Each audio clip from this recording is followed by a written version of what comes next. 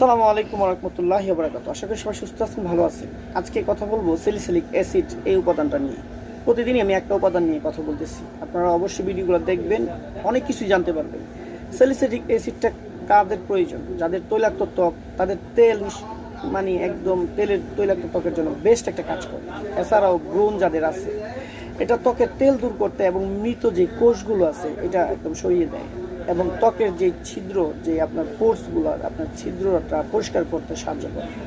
ব্রণ, black heads, সোরিয়াসিসের মতো যে সমস্যায় আপনার ব্যবহৃত হয় এই স্যালিসিলিক অ্যাসিড। এটি তৈলাক্ত ত্বক এবং মিশ্র ব্রণপ্রবণ ত্বকের জন্য বিশেষ উপযোগী, কিন্তু সংবেদনশীল ত্বক যাদের সেন্সিটিভ স্কিন তারা অবশ্যই এটা ইউজ করবেন। ইউজ করার যদিও করেন, অবশ্যই একটা ডাক্তারের পরামর্শ নিয়ে আপনি ইউজ করতে পারেন।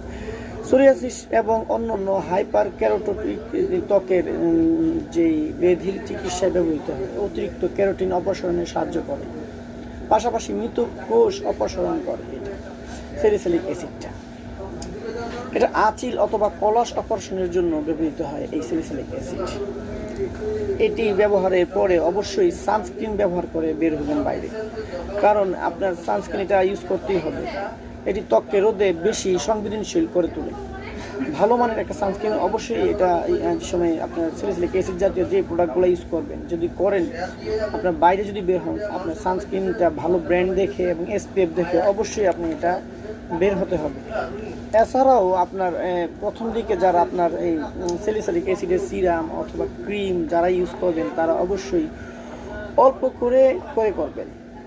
আস্তে আস্তে এটার মাত্রা বাড়াবেন। যে সময় দেখবেন আপনার স্কিনে এটা শ্যুট করে ফেলছে, ওই সময় আপনি এটা বেশি করে করেন, সমস্যা নাই। ফেস ওয়াশ হোক, সিরাম হোক, অল্প নিয়ে নিয়ে ফেস ওয়াশ করবেন, ক্রিম ইউজ করবেন অথবা সিরাম ইউজ করবেন, যাই করেন আপনি।